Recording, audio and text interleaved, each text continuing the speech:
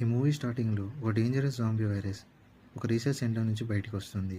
అదలా వచ్చిందని ఎవ్వరికీ తెలీదు. ఇవేమీ తెలియని ఒక డ్రైవర్ తను దారిలో వెళ్తుండగా ఒక యాక్సిడెంట్ చేస్తాడు. అతను గుద్దింది ఏంటిదా అని చూస్తూ ఉండగా అతను గుద్దింది ఒక జింకని. ఆ జింక ప్రాణం పోయింది.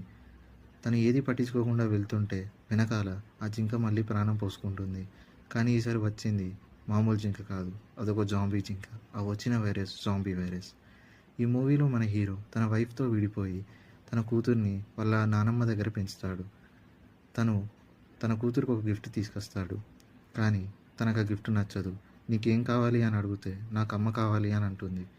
తనకిష్టం లేకపోయినా, "రేపు మీ అమ్మని చూడ్డానికి వెళ్దాం" అని అంటాడు. వాళ్ళు తన అమ్మని చూడ్డానికి ఒక ట్రైన్ ఎక్కుతారు.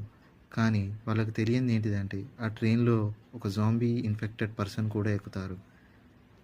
పార్ట్ 2 కోసం లైక్ చేయండి.